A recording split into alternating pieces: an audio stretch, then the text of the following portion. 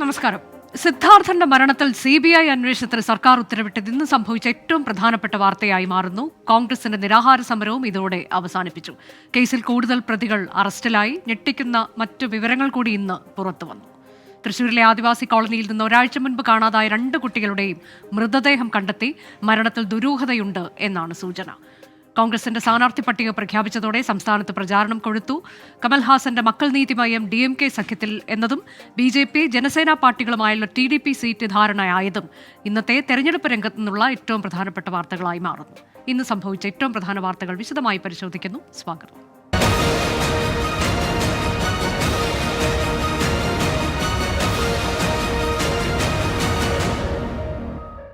സിദ്ധാർത്ഥന്റെ മരണവുമായി ബന്ധപ്പെട്ട് ഇന്ന് വളരെ പ്രധാനപ്പെട്ട ഒരു തീരുമാനം സർക്കാരിന്റെ ഭാഗത്തുനിന്നുണ്ടായി. ആ വാർത്തയുടെ വിശദാംശത്തിലേക്കാണ് ആദ്യം. സിദ്ധാർത്ഥന്റെ മരണത്തിലെ നേരറിയാൻ CBI.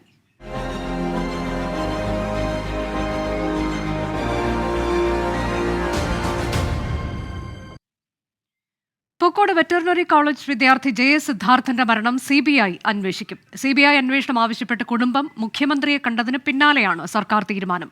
കുടുംബത്തിന്റെ ആവശ്യം അംഗീകരിക്കുമെന്ന് മുഖ്യമന്ത്രി സിദ്ധാർത്ഥന്റെ കുടുംബത്തെ അറിയിച്ചിരുന്നു.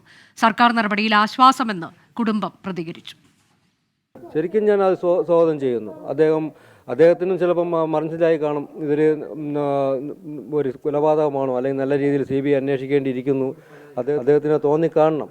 അതുകൊണ്ട് തന്നെയാണ് അദ്ദേഹം CBI അന്വേഷണത്തിൽ വിട്ടത്. അത് ശരിക്കും എനിക്ക് നല്ലൊരു തൃപ്തി തോന്നുന്നു. അദ്ദേഹത്തിന് താല്പര്യം കാണുമായിരിക്കും, ഒരു ഇതിൻ്റെ സത്യാവസ്ഥ പുറത്തു കൊണ്ടുവരണം എന്ന് അദ്ദേഹം ചിന്തിച്ചതിൽ ശരിക്കും ഞാൻ സ്വാഗതം ചെയ്യുന്നു. നല്ലൊരു കാര്യമാണത്.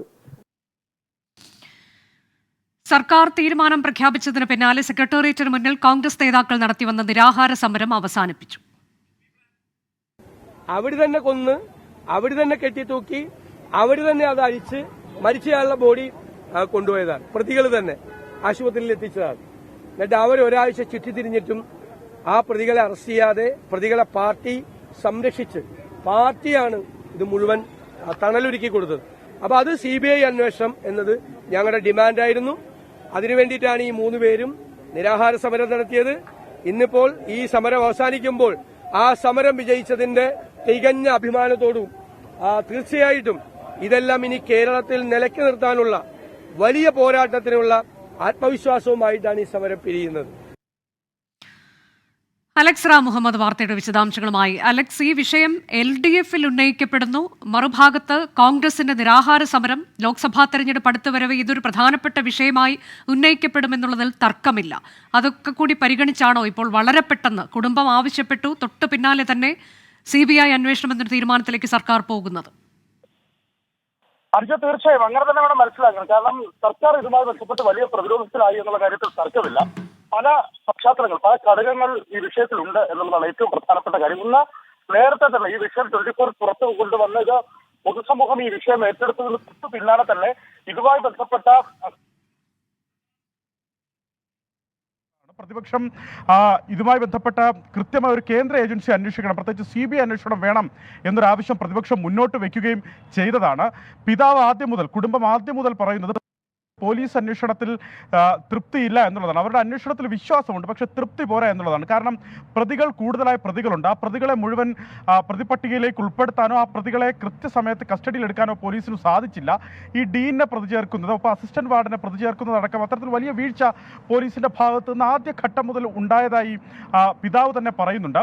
പോലീസിന് പ്രതികളിലേക്ക് എത്തിപ്പെടുന്നതിന് വലിയ തടസ്സങ്ങളുണ്ട്. കാരണം ഈ പ്രതികളിൽ പലരെയും നേതാക്കൾ സംരക്ഷിക്കുന്നുണ്ട്, പാർട്ടി സംരക്ഷിക്കുന്നുണ്ട്. അതിനാൽ പോലീസിന്റെ കൈ ബന്ധിക്കപ്പെട്ടിരിക്കുന്നു എന്നാണ് പിതാവ് ജയപ്രകാശ് പല ഘട്ടങ്ങളിൽ പറഞ്ഞത്. അതിനാൽ മറ്റൊരു അന്വേഷണം, ഒരു ഉചിതമായ കേന്ദ്ര അന്വേഷണം വേണം, CBI ഈ വിഷയം അന്വേഷിക്കണം എന്നുള്ളതാണ് കുടുംബം ആവശ്യപ്പെട്ടുകൊണ്ടിരുന്നത്.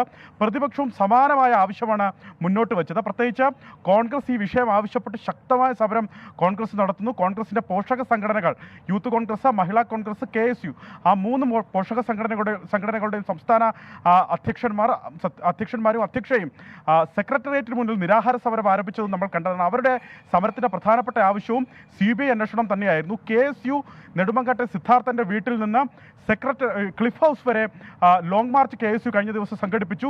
സമാനമാണ് BJPയുടെ നേതൃത്വത്തിൽ V. മുരളീധരൻ നെടുമങ്ങാട് ജംഗ്ഷനിൽ ഈ വിഷയം കേന്ദ്ര ഏജൻസിയെ കൊണ്ട് അന്വേഷിപ്പിക്കണമെന്നാവശ്യപ്പെട്ട് സത്യാഗ്രഹ സമരം നടത്തുന്നു. ABVP ലോങ് മാർച്ച് KSU സമരം നടത്തുന്നതിന് മുമ്പ് തന്നെ ABVPയുടെ ലോങ് മാർച്ച് അത് സെക്രട്ടേറിയറ്റിലേക്ക് എത്തുന്നു. അത്തരത്തിൽ വലിയ സമരം പ്രതിപക്ഷം ഇതുമായി ബന്ധപ്പെട്ട് ഏറ്റെടുക്കുകയും പൊതുസമൂഹം സജീവമായി ഈ വിഷയം ചർച്ച ചെയ്യുകയും ചെയ്തു. ലോക്സഭാ തെരഞ്ഞെടുപ്പിൻ്റെ ഒരു പശ്ചാത്തലമുണ്ട്. അത് പ്രതിപക്ഷം ഏറ്റെടുത്തത് മാത്രമല്ല, ഭരണകക്ഷിക്കുള്ളിൽ തന്നെ ഈ വിഷയവുമായി ബന്ധപ്പെട്ട് വിമർശനമുയർന്നു. കഴിഞ്ഞ ദിവസം LDF ചേർന്നിരുന്നു. LDF യോഗത്തിൽ RJD ഇതിൽ കൃത്യമായ വിമർശനം ഉന്നയിക്കുകയും മുഖ്യമന്ത്രി അടക്കം മൗനം പാലിച്ചതും ആയ വിവരങ്ങൾ പുറത്തു വന്നു. അതിനെല്ലാം പിന്നാലെയാണ് സർക്കാരിൻ്റെ പ്രധാനപ്പെട്ട തീരുമാനം വരുന്നത്. ഇന്ന് സിദ്ധാർത്ഥൻ്റെ പിതാവ് ജയപ്രകാശ് മുഖ്യമന്ത്രി അദ്ദേഹത്തിൻ്റെ ചേംബറിലെത്തി കണ്ട് ഈ കേസ് CBIക്ക് വിടണം സർക്കാർ എന്നൊരാവശ്യം അദ്ദേഹം മുന്നോട്ട് വയ്ക്കുന്നു. മുഖ്യമന്ത്രി കണ്ടതിന് ശേഷം അദ്ദേഹം പുറത്തിറങ്ങിയ മാധ്യമങ്ങളോട് പറഞ്ഞത് ഈ കേസ് CBIക്ക് വിടും എന്ന ഉറപ്പ് മുഖ്യമന്ത്രിയിൽ നിന്ന് ലഭിച്ചു എന്നാണ് പിതാവ് പറഞ്ഞത്. അതിനു മിനിറ്റുകൾക്ക് ഏതാണ്ട് 20 മിനിറ്റിനു ശേഷം മുഖ്യമന്ത്രിയുടെ ഓഫീസ് ഔദ്യോഗികമായ പത്രക്കുറിപ്പ് ഇറക്കുന്നു. ഈ കേസ് അത് സിദ്ധാർത്ഥിന്റെ കുടുംബത്തിന്റെ വികാരം മാനിച്ച് ഈ കേസ് CBIക്ക് വിടാൻ സർക്കാർ തീരുമാനിച്ചിരിക്കുന്നു എന്നാണ് മുഖ്യമന്ത്രി അറിയിച്ചത്. അതുമാത്രമല്ല, അദ്ദേഹം പറഞ്ഞ പ്രധാനപ്പെട്ട ഒരു കാര്യമുണ്ട്. ദൗർഭാഗ്യകരമായ സംഭവമാണ്, അതിദാരുണമായ സംഭവമാണ്, സമൂഹ മനസാക്ഷിയെ ഞെട്ടിക്കുന്ന സംഭവമാണ്. കുറ്റമറ്റതും നീതിയുക്തവുമായ അന്വേഷണം ഇതിൽ പോലീസ് നടത്തിയിട്ടുണ്ട്, എല്ലാ പ്രതികളും പിടികൂടിയിട്ടുണ്ട് എന്നൊരു ന്യായീകരണം അദ്ദേഹം നടത്തിയെങ്കിലും അതിനുശേഷം വിശദീകരിക്കുന്നത് ഇങ്ങനെയാണ്. പക്ഷേ കുടുംബത്തിൻ്റെ വികാരം ഇത് CBIക്ക് വിടണമെന്നാണ്. അങ്ങനെ ആ കേസ് CBIക്ക് വിടാൻ തീരുമാനിക്കുന്നതെന്നാണ് മുഖ്യമന്ത്രി വ്യക്തമാക്കിയത്. ആ തീരുമാനം കുടുംബം സ്വാഗതം ചെയ്യുകയും ചെയ്തു.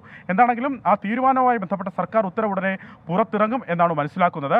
ഈ കേസിൽ CBI അന്വേഷണം ആവശ്യപ്പെട്ട് സമരം ചെയ്ത പ്രതിപക്ഷ സംഘടനകൾ അവരുടെ സമരം അവസാനിപ്പിച്ചിട്ടുണ്ട്. പ്രതിപക്ഷ നേതാവ് ഇതുമായി ബന്ധപ്പെട്ട് ഇന്ന് വ്യക്തമാക്കിയത് ഈ തീരുമാനത്തിൽ നിന്ന് മുഖ്യമന്ത്രി പിന്നോട്ട് പോയാൽ ശക്തമായ സമരങ്ങൾ കാണേണ്ടി വരും എന്നൊരു മുന്നറിയിപ്പാണ് നൽകിയത്. എന്താണെങ്കിലും ലോക്സഭാ തെരഞ്ഞെടുപ്പിന്റെ പശ്ചാത്തലത്തിൽ പെട്ടെന്ന് തന്നെ ഉത്തരവിറക്കി ഇതിൽ നിന്ന് മുഖം രക്ഷിക്കാനായിരിക്കും സർക്കാർ ശ്രമിക്കുന്നത്. വളരെ പെട്ടെന്ന് തന്നെയാണ് കുടുംബം ഇന്ന് മുഖ്യമന്ത്രിയെ കാണുന്നു, പരാതി നൽകുന്നു. തൊട്ടടുത്ത നിമിഷം തന്നെ CBI അന്വേഷണത്തിന് ഉത്തരവിടുകയും ചെയ്തു സർക്കാർ. അതിനിടെ ഈ കേസുമായി ബന്ധപ്പെട്ടിന്ന് കുറെ കൂടി നിർണായകമായ വിവരങ്ങൾ പുറത്തു വന്ന വാർത്താ ദിനം കൂടിയാണ്. ഡീനിനെതിരെ ഗുരുതര വെളിപ്പെടുത്തലുമായി വിദ്യാർത്ഥികൾ രംഗത്തെത്തി. കോളേജിൽ നടന്ന കാര്യങ്ങൾ പുറത്തു പറയരുതെന്ന് ഡീനും അസിസ്റ്റന്റ് വാർഡനും ആവശ്യപ്പെട്ടെന്ന് ആന്റി റാഗിംഗ് സ്ക്വാഡിന് വിദ്യാർത്ഥികൾ മൊഴി നൽകി. ആന്റി റാഗിംഗ് സെൽ UGCക്ക് നൽകിയ റിപ്പോർട്ടിലാണ് നിർണായക കണ്ടെത്തലുകൾ ഉള്ളത്. അതേസമയം കേസിൽ 2 വിദ്യാർത്ഥികളെ കൂടി അറസ്റ്റ് ചെയ്തു. വിദ്യാർത്ഥികളായ കോഴിക്കോട് സ്വദേശി നസീഫ്, ആലപ്പുഴ സ്വദേശി അഭി എന്നിവരാണ് പിടിയിലായത്. കേസിൽ അറസ്റ്റിലായവരുടെ എണ്ണം 20ആയി. ഞങ്ങളുടെ പ്രതിനിധികൾ MG പ്രതീഷും ഒപ്പം സുർജിത്ത് അയ്യപ്പത്തും വിശദാംശങ്ങളുമായി. ആദ്യം MG പ്രതീഷിലേക്ക്. പ്രതീഷ്, ഇതിൽ ഡീനിൻ്റെയും അസിസ്റ്റന്റ് വാർഡന്റെയും ഒക്കെ ഇതിലൊക്കെയുള്ള ഇടപെടലുകൾ എങ്ങനെയാണ്, അത് എത്രത്തോളം ഗൗരവത്തോടെ കാണണമെന്നത് കുടുംബം ആദ്യ ദിനം മുതൽ തന്നെ പറഞ്ഞുകൊണ്ടിരിക്കുന്നതാണ്. അതിനെ കൂടുതൽ ബലപ്പെടുത്തുന്ന, സാധൂകരിക്കുന്ന കാര്യങ്ങളല്ലേ ഈ റിപ്പോർട്ടിലുള്ളത്? തീർച്ചയായും അനുജ, കാരണം UGCക്ക് ലഭിച്ച പരാതിയുടെ അടിസ്ഥാനത്തിലാണ് anti ragging squad Pookode veterinary കോളേജിൽ അന്വേഷണം നടത്തുന്നത്. ഈ അന്വേഷണ കമ്മിറ്റിക്ക് മുമ്പാകെ ചില വിദ്യാർത്ഥികൾ നൽകിയ മൊഴിയിലാണ് ഡീനെതിരെയും ഒപ്പം അസിസ്റ്റന്റ് വാർഡനെതിരെയും ഗുരുതരമായ വെളിപ്പെടുത്തലുകൾ ഉണ്ടായിരിക്കുന്നത്. കാരണം ഈ തുടക്കം മുതൽ തന്നെ പറയുന്ന കുടുംബത്തിന്റെ ഒരു ആരോപണം, പല കാര്യങ്ങളും ഇവിടുത്തെ വിദ്യാർത്ഥികളും ഒപ്പം ഡീൻ ഉൾപ്പെടെയുള്ള അധികാരികൾ മറച്ചുവെച്ചു. തങ്ങളോട് സിദ്ധാർത്ഥന് എന്ത് സംഭവിച്ചു എന്ന കാര്യം തങ്ങളോട് മറച്ചുവെച്ചു എന്നതായിരുന്നു കുടുംബം തുടക്കം മുതൽ ഉന്നയിച്ചിരുന്ന ഒരു പ്രധാനപ്പെട്ട ആരോപണം. ആ ആരോപണം ശരിവയ്ക്കുന്നതാണ് ഈ റിപ്പോർട്ടിലെയും വെളിപ്പെടുത്തൽ. കാരണം ഈ സിദ്ധാർത്ഥിന്റെ മരണം നടന്ന ശേഷം പല കാര്യങ്ങളും പുറത്തു പറയരുതെന്ന് ഡീനും അസിസ്റ്റന്റ് വാർഡനും ആവശ്യപ്പെട്ടു എന്നാണ് ഈ അന്വേഷണ കമ്മിറ്റിക്ക് മുമ്പാകെ ഒരു വിദ്യാർത്ഥി നൽകിയ മൊഴി. മറ്റൊന്ന്, അന്വേഷണ ഉദ്യോഗസ്ഥർ മൊഴിയെടുക്കുന്ന ഘട്ടത്തിലടക്കം അവിടുത്തെ അധ്യാപകർ തങ്ങളോടൊപ്പം ഉണ്ടായിരുന്നു. അതുകൊണ്ട് തന്നെ സത്യസന്ധമായി കാര്യങ്ങൾ പറയാൻ ഭയപ്പെട്ടു എന്നും വിദ്യാർത്ഥികൾ മൊഴി നൽകിയിട്ടുണ്ട്. ഈ ഭൂരിഭാഗം വിദ്യാർത്ഥികളും ഈ പല കാര്യങ്ങളും മറച്ചുവെച്ചുവെന്നും കൃത്യമായി ആന്റി റാഗിംഗ് സ്ക്വാഡിന്റെ റിപ്പോർട്ടിൽ ഉണ്ട്. ഈ വിദ്യാർത്ഥിനികളും ഒപ്പം അവിടുത്തെ അധ്യാപകരും മറ്റ് സ്റ്റാഫുകളും അടക്കം ഈ ഹിയറിംഗിൽ ഹാജരായിരുന്നില്ല. കൂടുതലും ആൺകുട്ടികളാണ് ഹാജരായിരുന്നത്. ഇത് പല കാര്യങ്ങളും മറച്ചുവെക്കുന്നതിന് വേണ്ടി ബോധപൂർവമാണ് ഇത്തരത്തിൽ പെൺകുട്ടികളെ അടക്കം ഹിയറിംഗിൽ നിന്ന് ഒഴിവാക്കിയതെന്ന് കുടുംബം ആരോപിക്കുന്നുണ്ട്. മറ്റൊന്ന്, നേരത്തെയും ഈ ക്യാമ്പസിൽ സമാനമായ റാഗിംഗ് സംഭവങ്ങൾ ഉണ്ടായിട്ടുണ്ട് എന്ന് ഈ റിപ്പോർട്ടിൽ പരാമർശമുണ്ട്. അത് 2019-ലും 2021-ലും സമാനമായ സംഭവങ്ങൾ നടന്നുവെന്നും അതിനെ തുടർന്ന് ഒരു കുട്ടി 2 ആഴ്ച ക്ലാസ്സിൽ ഉണ്ടായിരുന്നില്ല. അതിനുശേഷം ആ കുട്ടിക്ക് എന്ത് സംഭവിച്ചുവെന്ന് കുട്ടിയോട് തന്നെ ചോദിക്കുമ്പോൾ അത് വെളിപ്പെടുത്താൻ കുട്ടി തയ്യാറായിരുന്നില്ല. അത്തരത്തിലുള്ള സംഭവങ്ങളും കോളേജിൽ ഉണ്ട് എന്നതാണ് റിപ്പോർട്ടിൽ പ്രധാനമായും പറയുന്ന കാര്യം. മറ്റൊന്ന്, നേരത്തെ പോലീസ് അന്വേഷണത്തിൽ ഉൾപ്പെടെ കണ്ടെത്തിയ കാര്യം ഈ റിപ്പോർട്ടിൽ ശരിവയ്ക്കുന്നുണ്ട്. കാരണം ക്രൂരമായ മർദ്ദനം സിദ്ധാർത്ഥിന് ഏൽക്കേണ്ടി വന്നു. പലയിടങ്ങളിലായി കൊണ്ടുപോയി സിദ്ധാർത്ഥിനെ ക്രൂരമായി മർദ്ദിച്ചുവെന്നും വിദ്യാർത്ഥികൾ മൊഴി നൽകിയിട്ടുണ്ട്. മറ്റൊന്ന്, ഈ ചില ശുപാർശകളും ആന്റി റാഗിംഗ് സ്ക്വാഡ് UGCക്ക് മുന്നിൽ വയ്ക്കുന്നുണ്ട്. ക്യാമ്പസിൽ രാഷ്ട്രീയ പ്രവർത്തനങ്ങൾ പൂർണ്ണമായും നിരോധിക്കണമെന്നതാണ് അതിൽ പ്രധാനപ്പെട്ട ശുപാർശ. മറ്റൊന്ന്, യൂണിയൻ പ്രതിനിധികളെയും ക്ലാസ് പ്രതിനിധികളെയും തിരഞ്ഞെടുക്കുമ്പോൾ അക്കാഡമിക് നിലവാരം മാനദണ്ഡമാക്കണമെന്നും ഈ ശുപാർശയിൽ പറയുന്നുണ്ട്. എന്തായാലും ഈ റിപ്പോർട്ടിനെ വളരെ ഗൗരവത്തോടു കൂടിയാണ് കാണുന്നത്. കുടുംബമടക്കം പറയുന്നതും തങ്ങൾ ഉന്നയിച്ച ആരോപണങ്ങൾ ശരിവയ്ക്കുന്നതാണ് ഈ റിപ്പോർട്ടെന്നാണ് കുടുംബമടക്കം ഇതിൽ പ്രതികരിക്കുന്നത്. അനുജ, അതാണ് വളരെ ഞെട്ടിക്കുന്ന വെളിപ്പെടുത്തലുകളാണ് ഈ റിപ്പോർട്ടിലുള്ളത്. ആന്റി റാഗിംഗ് സ്ക്വാഡിന് നൽകിയ മൊഴിയിൽ വിദ്യാർത്ഥികൾ പറയുന്ന കാര്യങ്ങളൊക്കെ ഏറെ ഗൗരവത്തോടെ തന്നെ കാണേണ്ടതാണ് എന്നതാണ്. കേസിൽ കൂടുതൽ പേർ അറസ്റ്റിലാകുന്നു എന്നതും ഇന്നത്തെ വാർത്താദിനത്തിൽ ഏറ്റവും പ്രധാനപ്പെട്ട ഒന്നായി മാറുന്നു. 20 പേരായി ഇതോടെ നിലവിൽ അറസ്റ്റിലായവരുടെ എണ്ണം. സുർജിത്ത് അയ്യപ്പത്താണ് ആ വാർത്തയുടെ വിശദാംശങ്ങൾ നൽകുന്നത്. സുർജിത്ത്, തുടക്ക ദിവസങ്ങളിൽ ഒക്കെ തന്നെ ഒട്ടേറെ പേരുടെ അറസ്റ്റ് രേഖപ്പെടുത്തപ്പെടുന്നത് നമ്മൾ കണ്ടതാണ്. അതിനുശേഷം ഇന്നിപ്പോൾ ആരുടെയൊക്കെയാണ് അറസ്റ്റ് ഉണ്ടായിട്ടുള്ളത്? കുടുംബം ആദ്യം മുതൽ ഉന്നയിക്കുന്ന ചില പേരുകളുണ്ട്. ഇന്ന് പോലും പിതാവ് ചില പേരുകളൊക്കെ എടുത്തു പറഞ്ഞുകൊണ്ടാണ് അവരിലേക്കൊന്നും അന്വേഷണം പോകുന്നില്ല എന്ന് പറയുന്നത്. അനുജ, ഇന്ന് അറസ്റ്റിലായത് നസീഫ്. അദ്ദേഹം ആലപ്പുഴ സ്വദേശിയാണ്, അതോടൊപ്പം തന്നെ കോഴിക്കോട് സ്വദേശിയാണ്. അതോടൊപ്പം അബി എന്ന് പറയുന്ന മറ്റൊരു വിദ്യാർത്ഥി ആലപ്പുഴ സ്വദേശിയാണ്. ഇങ്ങനെ 2 പേരുടെ അറസ്റ്റ് കൂടിയാണ് നിലവിൽ രേഖപ്പെടുത്തിയിട്ടുള്ളത്. ഇവരെല്ലാം തന്നെ ഗൂഢാലോചനയിലും അതോടൊപ്പം തന്നെ മർദ്ദനത്തിലും പങ്കാളികളായിട്ടുള്ള ആളുകളാണ് എന്നുള്ള തരത്തിലുള്ള സ്ഥിരീകരണം പോലീസിന് ലഭിച്ചു. ഇതുമായി ബന്ധപ്പെട്ട തെളിവുകൾ ശേഖരിച്ചു. അതിൻ്റെ അടിസ്ഥാനത്തിലാണ് DYSP സജീവന്റെ നേതൃത്വത്തിലുള്ള സംഘം ഇവരുടെ അറസ്റ്റ് രേഖപ്പെടുത്തിയിരിക്കുന്നത്. ഇപ്പോൾ നിലവിൽ ഈ കേസുമായി ബന്ധപ്പെട്ട് അറസ്റ്റിലായവരുടെ എണ്ണം ഇപ്പോൾ നിലവിൽ 20 ആയിരിക്കുകയാണ്. 20 വിദ്യാർത്ഥികളാണ്. സഹപാഠികളായിട്ടുള്ള ആളുകളുണ്ട്.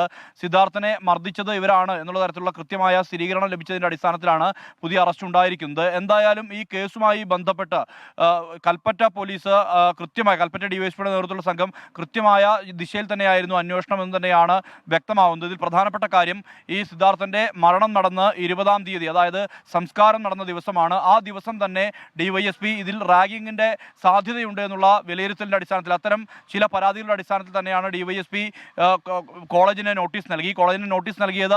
ഇത് ഏത് സാഹചര്യത്തിലാണ്, ഇത് റാഗിങ്ങിന്റെ പരിധിയിൽ വരുന്നതാണോ ഉൾപ്പെടെയുള്ള അന്വേഷണം നടത്താൻ വേണ്ടിയുള്ള ആവശ്യമാണ് ചോദിച്ചത്. കോളേജിൽ അന്വേഷണത്തിന് ശേഷം കൃത്യമായ രീതിയിൽ തന്നെ ചില പേരുകൾ കൈമാറി. 12 പേരുടെ പട്ടികയാണ് പോലീസിന് കൈമാറിയത്. പോലീസ് നേരെ DYSPയുടെ നേതൃത്വത്തിലുള്ള സംഘം തന്നെയാണ്.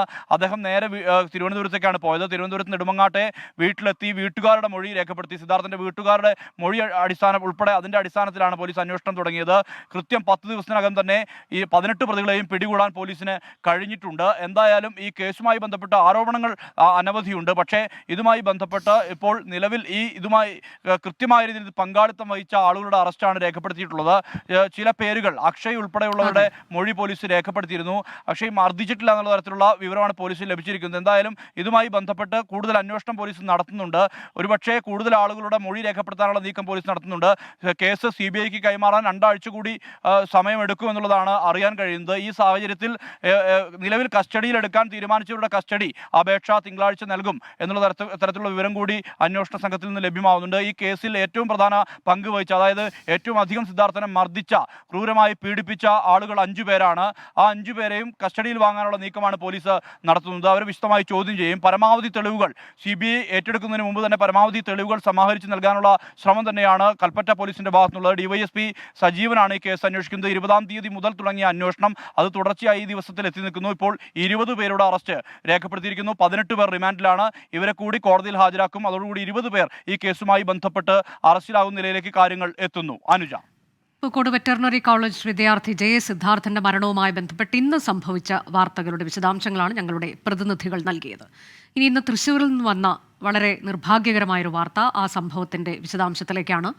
ആദിവാസി കോളനിയിൽ നിന്ന് ഒരാഴ്ച മുൻപ് കാണാതായ 2 കുട്ടികളുടെയും മൃതദേഹം കണ്ടെത്തി. സജിക്കുട്ടൻ, അരുൺകുമാർ എന്നിവരാണ് മരിച്ചത്.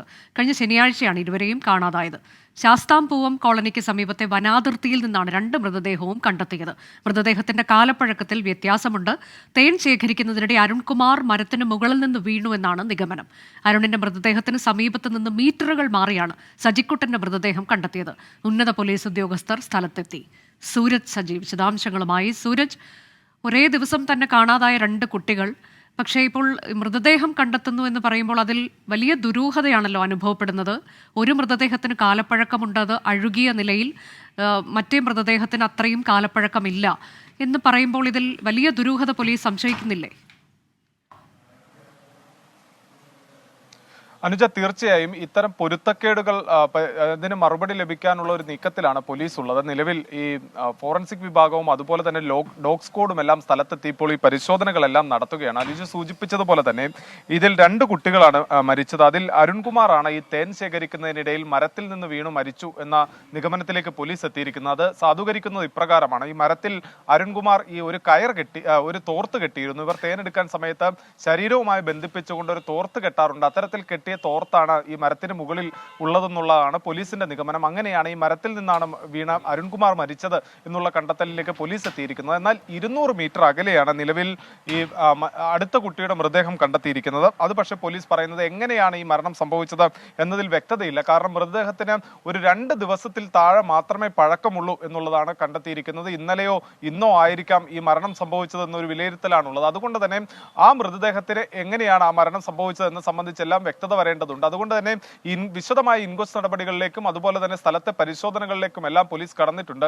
ഈ വന്യജീവി ആക്രമണത്തിന്റെ സാധ്യതകൾ ഉൾപ്പെടെ പരിശോധിക്കുന്നുണ്ട്. കാരണം ആനയുടെയും അതുപോലെ തന്നെ കാട്ടുപോത്തിന്റെയും പുലിയുടെയും എല്ലാം ശല്യം ഏറെയുള്ള മേഖലയാണ്. പക്ഷേ വന്യജീവി ആക്രമണത്തിൻ്റെതായ ലക്ഷണങ്ങൾ മൃതശരീരത്തിൽ ഇല്ല. എന്നാൽ പോലും എല്ലാ വശങ്ങളും പരിശോധിച്ചുകൊണ്ടുള്ള നടപടികളിലേക്ക് പോലീസും വനംവകുപ്പും കടക്കുകയാണ്.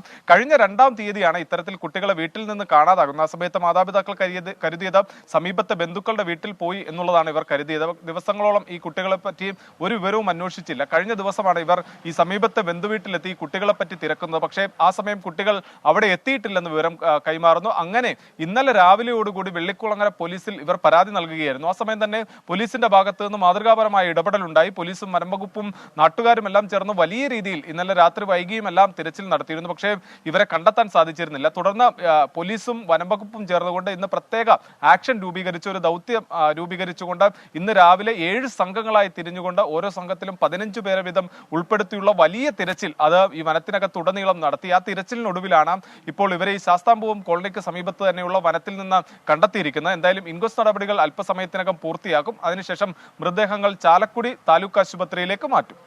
ഇതിലിപ്പോൾ ഏത് തരത്തിലേക്കാണ് ഇതിലെ ദുരൂഹത കണ്ടെത്താനുള്ള അന്വേഷണം? അത് എങ്ങനെയാണ് നടക്കുന്നത് സൂരജ്? കാരണം നമ്മൾ നേരത്തെ പറഞ്ഞതുപോലെ ഒരു മൃതദേഹത്തിന് കാലപ്പഴക്കമില്ല എന്ന് പറയുന്നു. അത് മീറ്ററുകൾ മാറി മാത്രമാണ് ആ മൃതദേഹം കിടന്നിട്ടുള്ളത്. തേൻ ശേഖരിക്കാൻ പോകുമ്പോൾ മരത്തിൽ നിന്ന് താഴേക്ക് വീണതായി, അങ്ങനെയാകാം ആദ്യത്തെ ആളുടെ മരണം സംഭവിച്ചത് എന്ന് പറയുമ്പോഴും 2ാമത്തെ മരണം എങ്ങനെ സംഭവിച്ചു എന്നൊക്കെയുള്ള ഒട്ടേറെ ചോദ്യങ്ങളുണ്ടല്ലോ. തീർച്ചയായും അനുജ, അത്തരം ചോദ്യങ്ങൾക്കെല്ലാം മറുപടി കണ്ടെത്തേണ്ടതുണ്ട്. പോലീസ് പറയുന്നത് ഇങ്ങനെയാണ്: ഈ കുട്ടിയുടെ മരണം സംഭവിച്ചതിന് ശേഷം, അതായത് ആദ്യ കുട്ടിയായിട്ടുള്ള അരുണിന്റെ മരണം സംഭവിച്ചതിന് ശേഷവും ഈ 2ാമത്തെ കുട്ടി സജി അവിടെ തന്നെ തുടർന്നു, വനത്തിനുള്ളിൽ തന്നെ തുടർന്നു എന്നുള്ളതാണ് പോലീസ് കണ്ടെത്തിയിരിക്കുന്നത്. ഇനിയും തിരികെ വീട്ടിലേക്ക് പോകാൻ അറിയാത്തത് കൊണ്ടാണോ, കാടിനെ പറ്റി അറിയാത്തത് കൊണ്ടാണോ എന്നൊരു സാധ്യത പോലീസ് പരിശോധിച്ചിരുന്നു. പക്ഷേ എന്നാൽ പോലും ഇവർ തുടർച്ചയായി വനത്തിലേക്ക് എത്തുന്ന കുട്ടികളാണ്. അതുകൊണ്ട് തന്നെ ഇവർക്ക് വീട്ടിലേക്ക് മടങ്ങാനുള്ള വഴിയെ സംബന്ധിച്ചൊരു നിശ്ചയക്കുറവ് ഉണ്ടാകില്ല എന്നൊരു നിഗമനമാണ് പോലീസ് ഉള്ളത്. അതുകൊണ്ട് തന്നെ എന്താണ് ഇതിൽ സംഭവിച്ചത്? അതായത് ഈ ഭക്ഷണം കഴിക്കാതിരിക്കുന്ന ഒരു സാഹചര്യം ഉണ്ടായിരുന്നു, ഒരാഴ്ച പിന്നിടുന്നു. അങ്ങനെ ഭക്ഷണം കഴിക്കാത്തതിനെ തുടർന്നാണ് ഈ മരണം സംഭവിച്ചത്. ജലം, അതായത് ശുദ്ധജലം ഉൾപ്പെടെ കിട്ടാത്ത, കാടിനകത്ത് കിട്ടാത്ത ഒരു സാഹചര്യം ഉണ്ടായിരുന്നു. അങ്ങനെ എല്ലാ സാധ്യതകളും പോലീസ് പരിശോധിക്കുന്നുണ്ടോ? മറ്റെന്തെങ്കിലും കാരണമാണോ? അതായത് ഈ വന്യജീവി ആക്രമണമാണോ? അതോടൊപ്പം തന്നെ ഈ വലിയ രീതിയിലുള്ള വിഷ സർപ്പങ്ങളടക്കം ഈ കാടിനകത്തുണ്ട് എന്ന് പോലീസ് പറയുന്നുണ്ട്. അതുകൊണ്ട് തന്നെ ഈ പാമ്പുകടി ഏറ്റിട്ടുണ്ടോ എന്നതടക്കമുള്ള സാധ്യതകൾ പോലീസ് പരിശോധിക്കുന്നുണ്ട്. അതിനപ്പുറം ഇതിൽ ഒരു കൊലപാതക സാധ്യത പോലും പോലീസ് തള്ളിക്കളയുന്നില്ല. അങ്ങനെ ഏതെങ്കിലും കൊലപാതകമോ ആത്മഹത്യയാണോ എന്ന സംബന്ധിച്ചുള്ള സാധ്യതകളും പോലീസ് തള്ളിക്കളയുന്നില്ല. കാരണം ഈ കുട്ടി മരിച്ചതിനെ തുടർന്നുള്ള മനോവിഷമത്തെ തുടർന്നാണോ മറ്റേ കുട്ടി ആത്മഹത്യ ചെയ്തത് എന്നും പോലീസ് പരിശോധിക്കുന്നുണ്ട്. അതിന്റെ ഭാഗമായിക്കൊണ്ടാണ് ഈ ഡോഗ് സ്ക്വാഡിനെ ഉൾപ്പെടെ എത്തിച്ചുകൊണ്ടുള്ള ഒരു വ്യാപകമായ തിരച്ചിൽ. അത് ഇവരുടെ മൃതദേഹമുള്ള ഭാഗത്ത് മാത്രമല്ല, ഈ വനത്തിന് ഇവരെ കണ്ടെത്തിയ മൃതദേഹം കണ്ടെത്തിയതിന് പരിസരത്തുള്ള വനത്തിലാകെ തിരച്ചിൽ നടത്താനാണ് ഇപ്പോൾ പോലീസ് തീരുമാനിച്ചിരിക്കുന്നത്. അത്തരത്തിലാണ് ഇപ്പോൾ ഈ ഡോഗ് സ്ക്വാഡിനെ എത്തിച്ചുകൊണ്ട് പോലും മേഖലയിലേക്കുള്ള ഒരു തിരച്ചിൽ നടത്തുന്നത്. എന്തായാലും സബ് കളക്ടർ അടക്കമുള്ള ഉന്നത ഉദ്യോഗസ്ഥർ നിലവിൽ ഈ മേഖലയിൽ ക്യാമ്പ് ചെയ്തിട്ടുണ്ട്. അവരുടെ നേതൃത്വത്തിലാണ് ഈ തിരച്ചിൽ മുന്നോട്ട് പോകുന്നത്. ചാലക്കുടി ഡിവൈഎസ്പി ഉണ്ട്, ചാലക്കുടി DFO ഉണ്ട്. അങ്ങനെ തുടങ്ങി ഉന്നത ഉദ്യോഗസ്ഥരുടെ നേതൃത്വത്തിലാണ് ഈ ഇൻക്വസ്റ്റ് നടപടികൾ മുന്നോട്ട് പോകുന്നത്. എന്തായാലും ഈ പോസ്റ്റ്മോർട്ടം നടപടികൾക്ക് ശേഷം മാത്രമായിരിക്കും ഈ രണ്ടാമത്തെ കുട്ടിയുടെ മരണത്തിലേക്ക് നയിച്ചത് എന്തായിരുന്നു എന്നത് സംബന്ധിച്ചുള്ള വ്യക്തതയിലേക്ക് കടക്കാൻ കഴിയുകയുള്ളൂ എന്നുള്ളതാണ് പോലീസിൽ നിന്ന് നമുക്ക് ലഭിക്കുന്ന വിവരം. അനുജ, തിരികെ ഇന്ന് സംഭവിച്ചതിലേക്ക് കളം പിടിക്കാൻ സ്ഥാനാർത്ഥികൾ.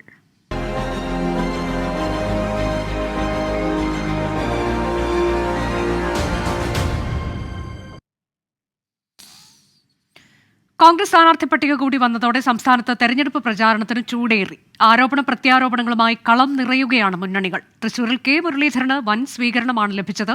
പിതാവ് കെ കരുണാകരന്റെ സ്മൃതി മണ്ഡപത്തിലെത്തി പുഷ്പാർച്ചന നടത്തി.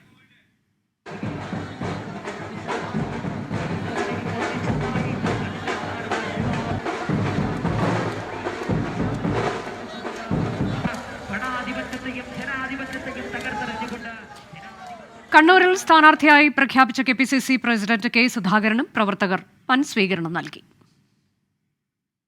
തൃശൂരിൽ നിന്ന് സൂരജ് സജിയും കണ്ണൂരിൽ നിന്ന് സജോ ദേവസിയും. ആദ്യം സൂരജ് സജിയിലേക്ക്. സൂരജ്, ഒരല്പം വൈകാരികമായ നിമിഷങ്ങൾ തന്നെയാണ് കെ മുരളീധരന് എന്നുള്ളതിൽ സംശയമില്ല. പ്രത്യേകിച്ച് തൃശ്ശൂരിലേക്ക് അദ്ദേഹം എത്തുമ്പോൾ അദ്ദേഹത്തിൻ്റെ പിതാവിൻ്റെ തട്ടകം, പിതാവും മാതാവും അന്ത്യവിശ്രമം കൊള്ളുന്ന ഇടത്തേക്ക് എത്തുന്നു. അങ്ങനെ ആ തരത്തിലേക്കൊക്കെ വൈകാരികമാണ്. മറ്റൊന്ന്, വർഗീയ ശക്തികൾക്കൊരു സ്ഥാനവുമില്ല എന്ന് എടുത്തു പറയുന്നത് നമ്മൾ കേൾക്കുകയും ചെയ്തിട്ടുണ്ട്. ഏത് തരത്തിലേക്കാണ് കെ മുരളീധരൻ അദ്ദേഹത്തിൻ്റെ പ്രചാരണം തുടങ്ങുന്നത്? അനുജ, ഏറെ വൈകാരികമായ അന്തരീക്ഷത്തിലൂടെയായിരുന്നു ഇന്ന് കെ മുരളീധരൻ തന്റെ തെരഞ്ഞെടുപ്പ് പ്രചാരണങ്ങൾക്ക് തുടക്കം കുറിച്ചത്. 12 മണിയോടുകൂടി റെയിൽവേ സ്റ്റേഷനിലെത്തിയ അദ്ദേഹത്തെ TN പ്രതാപൻ മുത്തം നൽകിക്കൊണ്ടാണ് സ്വീകരിക്കുന്നത്. അവിടെ നിന്ന് വലിയ രീതിയിൽ പ്രവർത്തക പ്രവാഹമെല്ലാം നമ്മൾ കണ്ടു. റോഡ് ഷോയായാണ് ഇവർ പിന്നീട് DCCയിലേക്ക് എത്തുന്നത്. DCCയിൽ വിശ്രമിക്കാൻ പോലും കാത്തുനിന്നില്ല. പകരം DCCയിൽ ഈ റോഡ് ഷോ അവസാനിപ്പിച്ചതിന് തൊട്ടു പിന്നാലെ ഇദ്ദേഹം മുരളി മന്ദിരത്തിലേക്ക് മടങ്ങുകയായിരുന്നു. ബാല്യകാലമെല്ലാം ചിലവഴിച്ച ഇടം. അങ്ങോട്ടേക്ക് എത്തുമ്പോൾ, അതായത് തന്റെ ഒപ്പം കളിച്ചു വളർന്ന സഹോദരി ഈ പ്രസ്ഥാനത്തിൽ നിന്ന് മാറിപ്പോയതിന്റെ ദുഃഖമെല്ലാം അദ്ദേഹത്തിന്റെ മുഖത്ത് പ്രകടമായിരുന്നു. അങ്ങനെ ഒരു ദുഃഖത്തോടു കൂടിയാണ് അച്ഛനും അമ്മയും അന്ത്യവിശ്രമം കൊള്ളുന്ന സ്മൃതി കുടീരത്തിലേക്ക് അദ്ദേഹം എത്തുന്നത്. അവിടെ പുഷ്പാർച്ചന നടത്തിക്കൊണ്ട് ഔദ്യോഗികമായി സ്ഥാനാർത്ഥി പ്രഖ്യാപനത്തിന് ശേഷം ഔദ്യോഗികമായി സ്ഥാനാർത്ഥി പ്രചാരണത്തിന് തുടക്കം കുറിക്കുകയായിരുന്നു. പക്ഷേ അതിനുശേഷം അദ്ദേഹം മാധ്യമപ്രവർത്തകരോട് സംസാരിക്കുന്ന സമയത്തെല്ലാം അദ്ദേഹത്തിന്റെ വാക്കുകൾ ഇടറുന്ന ഒരു കാഴ്ചയും നമ്മൾ കണ്ടു. പക്ഷെ അതേസമയത്ത് ആ സമയം നമ്മൾ പത്മജയെക്കുറിച്ചുള്ള ചോദ്യങ്ങൾ ചോദിച്ചെങ്കിൽ പോലും അദ്ദേഹം അതിനോട് പ്രതികരിക്കാൻ തയ്യാറായില്ല. പക്ഷേ പത്മജയെ BJPയിൽ എത്തിച്ച മോദി പിണറായി ബന്ധത്തിൽ അദ്ദേഹം ഇടനിലക്കാരൻ ബെഹ്റ തന്നെയാണെന്ന് ആവർത്തിച്ച് വ്യക്തമാക്കുന്ന ഒരു നിലപാടിലേക്ക് പോയി. അത്തരത്തിൽ രൂക്ഷമായ വിമർശനം അദ്ദേഹം BJPക്കെതിരെ എല്ലാം നടത്തി. തൃശ്ശൂരിൽ താൻ എന്തായാലും വിജയിക്കും, ആ വിജയം BJPക്കുള്ള തിരിച്ചടിയായിരിക്കും എന്നുള്ളതാണ് അദ്ദേഹം പറയുന്നത്. അതുപോലെ തന്നെ ഈ കെ കരുണാകരന്റെ സ്മൃതി മണ്ഡപത്തിലേക്ക് പത്മജ വേണുഗോപാൽ വരുന്നതിൽ തനിക്കൊരു വിയോജിപ്പുമില്ല. പക്ഷേ അവിടെ സംഘപരിവാറിന് ഇടമുണ്ടാകില്ല എന്നത് അദ്ദേഹം വീണ്ടും വ്യക്തമാക്കുന്ന ഒരു തരത്തിലേക്ക് കാര്യങ്ങൾ പോയി. എന്തായാലും വലിയ രീതിയിലുള്ള പ്രവർത്തക പ്രവാഹം, വൈകാരികമായി പ്രവർത്തകരും ഇദ്ദേഹത്തെ അവതരിപ്പിക്കുന്ന തരത്തിലേക്ക് ഇന്ന് മാറുന്ന ഒരു കാഴ്ചയാണ് നമ്മൾ കണ്ടത്. ലീഡറുടെ സ്ഥാനത്തേക്ക് കെ കരുണാകരൻ വരുന്നു എന്ന തരത്തിലുള്ള പ്രചാരണങ്ങളാണ് പ്രവർത്തകരും നേതാക്കളും എല്ലാം നടത്തുന്നത്. അനുജ, കെ മുരളീധരൻ വരുന്നു എന്ന തരത്തിലുള്ള പ്രചാരണം. അതെ, ഇനി കണ്ണൂരിലേക്കാണ് നമ്മൾ പോകുന്നത്. സജോ ദേവസിയുണ്ട്. സജോ, കണ്ണൂരിൽ ആര് മത്സരിക്കുമെന്നൊക്കെയുള്ളതിൽ തുടക്കം മുതൽ തന്നെ ആശയക്കുഴപ്പമുണ്ടായിരുന്നു. കെ സുധാകരൻ മത്സരിക്കുമോ ഇന്ന് ഇല്ലയോ എന്നൊക്കെയുള്ളതിൽ അവ്യക്തതയായിരുന്നു. പിന്നീട് ആ പേര് പ്രഖ്യാപിക്കുമ്പോഴും അദ്ദേഹം പറയുന്നത് തനിക്ക് മത്സരിക്കാൻ താല്പര്യമുണ്ടായിരുന്നില്ല, എന്നാൽ പാർട്ടി പറയുന്നു താൻ മത്സരത്തിനിറങ്ങുന്നു എന്നതാണ്. ഏതായാലും എങ്ങനെയാണ് പ്രവർത്തകർ അദ്ദേഹത്തെ വീണ്ടും കണ്ണൂരിലേക്ക് എത്തുമ്പോൾ സ്വീകരിക്കുന്നത്? ഏത് തരത്തിലാണ് അദ്ദേഹത്തിന് വരവേൽപ്പ് നൽകുന്നത്?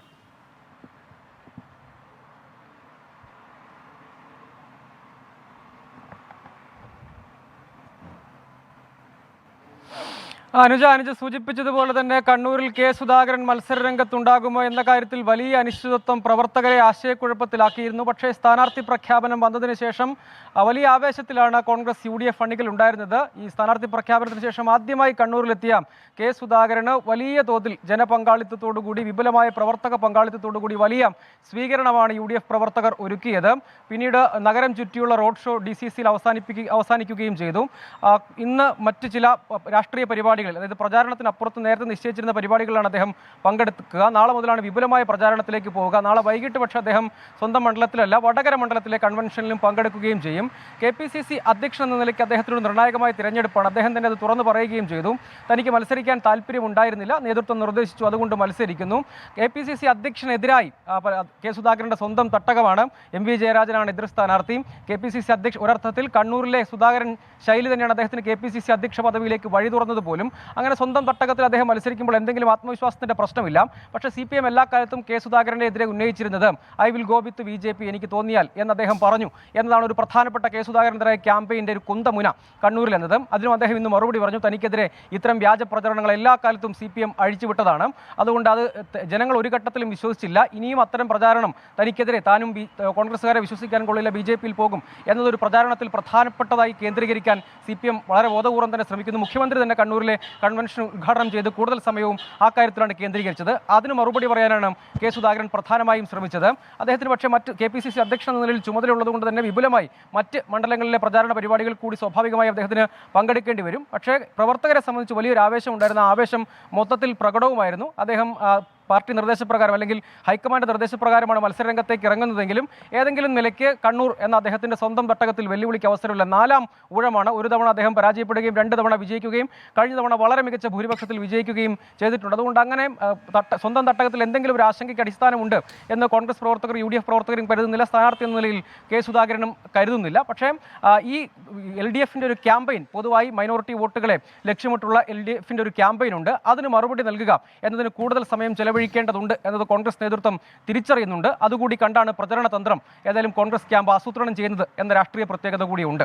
അനുജ, അതാണ് കണ്ണൂരിൽ നിന്ന് ഉള്ള വിവരങ്ങൾ. കെ സുധാകരൻ ഇന്ന് പ്രചാരണ രംഗത്തേക്ക് ഇറങ്ങുമ്പോൾ വലിയ സ്വീകരണം പ്രവർത്തകർ നൽകുന്നു. വലിയ ആവേശത്തിലാണ് പ്രവർത്തകർ. ലോക്സഭാ തെരഞ്ഞെടുപ്പിൽ ഇടതുമുന്നണിയെ ജയിപ്പിക്കാൻ അച്ചാരം വാങ്ങിയാണ് കെ മുരളീധരൻ തൃശൂരിലെത്തിയതെന്ന് BJP സംസ്ഥാന അധ്യക്ഷൻ കെ സുരേന്ദ്രൻ. കോൺഗ്രസിന് എല്ലായിടത്തും തോൽപ്പിക്കാൻ വേണ്ടി ഇറങ്ങുന്ന ശിഖണ്ഡിയാണ് മുരളീധരൻ. നിരവധി തവണ പാർട്ടി മാറിയ മുരളീധരനാണ് BJPയിൽ ചേർന്ന പത്മജ വേണുഗോപാലിനെ വിമർശിക്കുന്നതെന്ന് കെ സുരേന്ദ്രൻ പറഞ്ഞു. പത്മജയുടെ പിതൃത്വത്തെ കോൺഗ്രസുകാർ ചോദ്യം ചെയ്യുന്നു. BJPയെ തോൽപ്പിക്കാൻ ആരുമായും കോൺഗ്രസ് കൂട്ടുകൂടുമെന്നും കെ സുരേന്ദ്രൻ കുറ്റപ്പെടുത്തി. മുരളീധരൻ എപ്പോഴും ജയിക്കാൻ വേണ്ടി മത്സരിക്കുന്ന സ്ഥാനാർത്ഥിയല്ല. മുരളീധരൻ ശിഖണ്ഡിയെ പോലെയാണ്, തോൽപ്പിക്കാൻ മുന്നിൽ നിൽക്കുന്ന ആളാണ്. അത് നിയമത്തെ ഞങ്ങൾ കാണിച്ചു എന്നാണ് പറയുന്നത്. മുരളീധര, ഇത് നിങ്ങൾ ഇനി ഒരു തെരഞ്ഞെടുപ്പിലും കേരളത്തിൽ ജയിക്കില്ല. കോൺഗ്രസിൽ നിന്നുകൊണ്ട് നിങ്ങൾക്ക് ഇനി ഒരു തെരഞ്ഞെടുപ്പിലും കേരളത്തിൽ നിങ്ങൾ വീണ്ടും വേറൊരു പാർട്ടി മാറേണ്ടി വരും. അതിനിടെ ഒരു പ്രതിഷേധ സ്വരം കൂടി പുറത്തു വന്നു. UDF സ്ഥാനാർത്ഥി നിർണയത്തിൽ അതൃപ്തി പരസ്യമാക്കി AICC വക്താവ് ഷെമ മുഹമ്മദ് രംഗത്തെത്തി. വനിതകൾക്കും ന്യൂനപക്ഷങ്ങൾക്കും മതിയായ പരിഗണന ലഭിച്ചില്ല എന്നാണ് പരാതി. വടകരയിൽ വടക്കൻ മലബാർ മേഖലയിലെ ന്യൂനപക്ഷക്കാരെ പരിഗണിക്കാമായിരുന്നുവെന്നും ഷെമ മുഹമ്മദ് പറഞ്ഞു. എനിക്കെന്താ സങ്കടം എന്ന് പറഞ്ഞാൽ, എൻ്റെ നേതാവ് രാഹുൽജി പറഞ്ഞിരിക്കുക, കഴിഞ്ഞ മഹിളാ കോൺഗ്രസ് പ്രോഗ്രാം കൊച്ചിയിൽ നിന്ന് 10 കൊല്ലത്തിൻ്റെ ഉള്ളിൽ 50% സ്ത്രീ മുഖ്യമന്ത്രി ആയിരിക്കണം. സ്ത്രീകൾ സ്റ്റേജുമില്ല, സ്ത്രീകൾ താഴ്ത്തിരിക്കുക, അവർ സ്റ്റേജുമിലിരിക്കണം. സ്ത്രീകൾക്ക് നിങ്ങൾ പ്രതിനിധി കൊടുക്കണം. അല്ലെങ്കിൽ കഴിഞ്ഞ പ്രാവശ്യം ഞങ്ങൾക്ക് 2 എണ്ണമായിരുന്നു. പക്ഷേ സ്ത്രീ സംവരണത്തിൻ്റെ ശേഷം വന്നതിൻ്റെ ബില്ല് പാസ് ചെയ്തതിൻ്റെ ശേഷം ഒരാളേ ഉള്ളൂ. അതാണ് ഏറ്റവും വലിയ സങ്കടം കേരളത്തിൽ. യെസ്, പട്ടികയിൽ 15 പറഞ്ഞു. മലബാർ ഏരിയയിൽ ഒരു ന്യൂനപക്ഷത്തിനോട് വേറെ പാർട്ടി ഉണ്ടല്ലോ, അവിടെ ആ പാർട്ടി ഉണ്ടല്ലോ, അവിടുത്തെ സ്ഥാനാർത്ഥി ഉണ്ട്, അത് ശരിയല്ല. ഇവിടെയും ന്യൂനപക്ഷം വളരണം, ഇവിടെയും അവർക്ക് സ്ഥാനം കൊടുക്കണം. ഈ മറ്റു ചില സംസ്ഥാനങ്ങളിൽ നിന്ന് വരുന്ന വാർത്തകൾ തെരഞ്ഞെടുപ്പുമായി ബന്ധപ്പെട്ട് എന്താണ് എന്നതുകൂടി പരിശോധിക്കാം. ലോക്സഭാ തെരഞ്ഞെടുപ്പിൽ TDPയും BJPയും ജനസേനയും സീറ്റ് ധാരണയായി. TDP മുന്നോട്ട് വെച്ച ഫോർമുല ഇരുകൂട്ടരും അംഗീകരിച്ചു. BJPയും ജനസേനയും 8 സീറ്റിൽ മത്സരിച്ചേക്കും. ഒഡീഷയിൽ BJD-BJP സഖ്യ ചർച്ച അനിശ്ചിതത്വം തുടരുകയാണ്. മധ്യപ്രദേശിൽ കോൺഗ്രസിന് തിരിച്ചടി നൽകി മുൻ കേന്ദ്രമന്ത്രി സുരേഷ് പച്ചൌരിയും മുൻ MP ഗജേന്ദ്ര സിംഗ് രാജു ഖേദിയും BJPയിൽ ചേർന്നു. അച്യുതൻ വിശദാംശങ്ങളുമായി. അച്യുതൻ, TDPയുമായുള്ള സീറ്റ് ധാരണ തന്നെ പലപ്പോഴും പ്രശ്നങ്ങൾ ഉണ്ടാക്കിയിട്ടുള്ളതാണത്. എത്ര സീറ്റ് എന്നുള്ളതിൽ BJPക്ക് ചില അതൃപ്തികളൊക്കെ ഉണ്ടായിരുന്നു. പക്ഷേ ഇന്നിപ്പോൾ ആ അതൃപ്തികളെല്ലാം മാറ്റിവെച്ചുകൊണ്ട് TDP നൽകിയ സീറ്റുകൾ എത്രയോ അത് സമ്മതിച്ചു BJP എന്നതാണോ?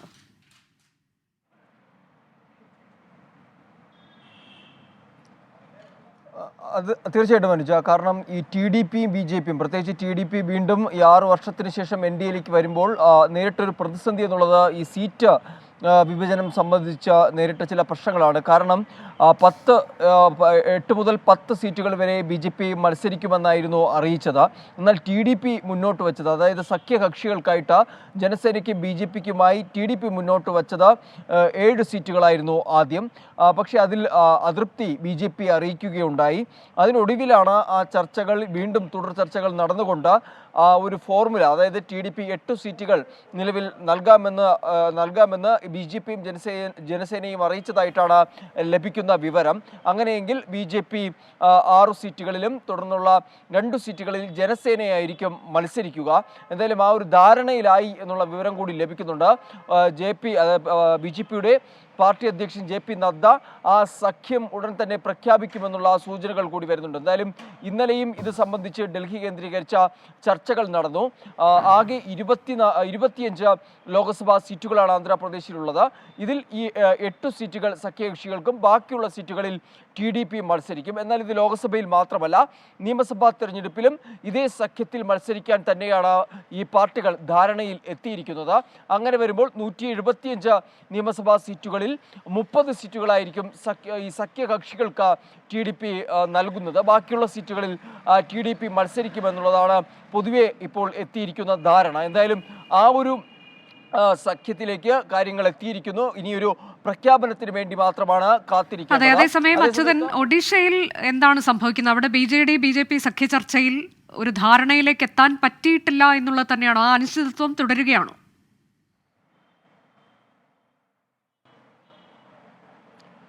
തീർച്ചയായിട്ടും അനുജ. കാരണം നേരത്തെ തന്നെ ഇതുമായി ബന്ധപ്പെട്ടുള്ള ചർച്ചകൾ നടന്നു. പ്രധാനമന്ത്രി നരേന്ദ്രമോദി ഒഡീഷയിലെത്തി പല ഉദ്ഘാടനങ്ങൾ നടത്തുകയും ഒപ്പം തന്നെ അവിടുത്തെ BJDയെ കടന്നാക്രമിക്കാതെ ഒരു തരത്തിലും ഒരു ആരോപണം ഉയർത്താതെയുമുള്ള ഒരു പ്രസംഗമായിരുന്നു, അഭിസംബോധനയായിരുന്നു പ്രധാനമന്ത്രി നരേന്ദ്രമോദി നടത്തിയത്. തുടർന്ന് ഇതുമായി ബന്ധപ്പെട്ട ഈ BJP സഖ്യം സംബന്ധിച്ചുള്ള എല്ലാ ചർച്ചകളും നടന്നിരുന്നു. പക്ഷേ അതിലിപ്പോൾ ഒരു പ്രഖ്യാപനം അത് വൈകുകയാണ്.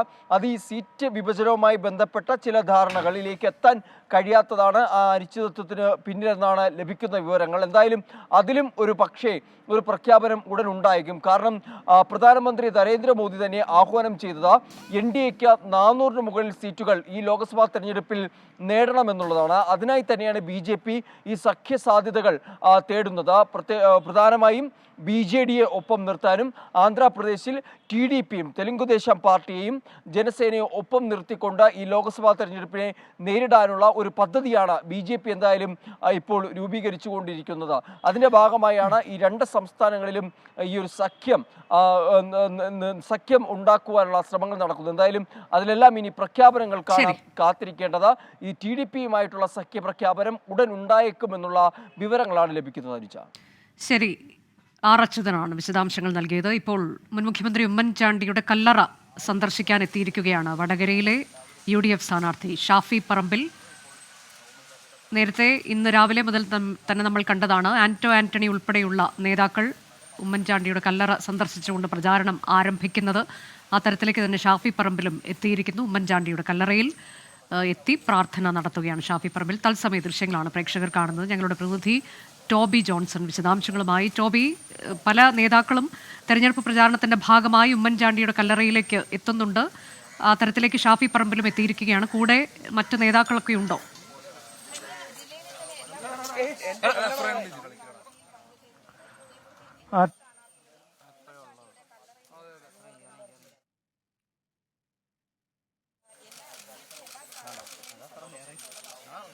തെരഞ്ഞെടുപ്പ് പ്രചാരണം ആരംഭിക്കുന്നതിന് മുന്നോടിയായാണ് ഷാഫി പറമ്പിൽ, വടകരയിലെ UDF സ്ഥാനാർത്ഥി ഷാഫി പറമ്പിൽ മുൻ മുഖ്യമന്ത്രി ഉമ്മൻചാണ്ടിയുടെ കല്ലറ പുതുപ്പള്ളിയിലെത്തി സന്ദർശിക്കുന്നത്. ആന്റണി ഉൾപ്പെടെയുള്ള പല നേതാക്കളും, ഇപ്പോൾ സ്ഥാനാർത്ഥികളായിട്ടുള്ള പലരും ഉമ്മൻചാണ്ടിയുടെ കല്ലറയിലെത്തിയാണ് പ്രചാരണം തുടങ്ങിയത് എന്നതും ശ്രദ്ധേയമാണ്. അത്തരത്തിലേക്ക് തന്നെ ഷാഫി പറമ്പിലും എത്തിയിരിക്കുന്നു. ഇന്ന് മറ്റൊരു വാർത്ത തെരഞ്ഞെടുപ്പ് രംഗത്ത് നിന്ന് വന്നത് കമൽ ഹാസന്റെ മക്കൾ നീതി മയ്യം DMK സഖ്യത്തിൽ എന്നതാണ്. ഒരു രാജ്യസഭാ സീറ്റ് MLMന് നൽകാൻ ധാരണയായി. പാർലമെന്റ് തെരഞ്ഞെടുപ്പിൽ മത്സരിക്കുന്നില്ല എന്നും DMK സഖ്യത്തിന് പൂർണ്ണ പിന്തുണ നൽകുമെന്നും കമൽ ഹാസൻ പറഞ്ഞു. മനേഷ് മൂർത്തി വിശദാംശങ്ങളുമായി. മനേഷ്, ഇക്കുറി തെരഞ്ഞെടുപ്പിൽ മത്സരിക്കുന്നില്ല, പക്ഷേ പകരം ഒരു രാജ്യസഭാ സീറ്റ് എന്നുള്ളതാണോ ധാരണ? വളരെ സജീവമായി തന്നെ DMK സഖ്യത്തിനായി കമൽ ഹാസൻ പ്രചാരണ രംഗത്തുണ്ടാകില്ലേ?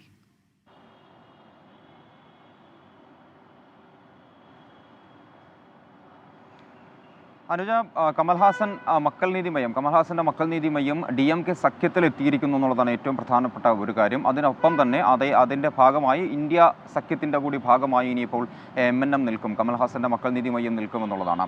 ഒരു സീറ്റ് അത് നേരത്തെ നടത്തിയ ചർച്ചകളിലൊക്കെ കോയമ്പത്തൂർ സീറ്റ് മക്കൾ നീതി മയ്യത്തിന് നൽകും എന്നുള്ളതായിരുന്നു നേരത്തെ പുറത്തു വന്നിരുന്ന സൂചനകൾ.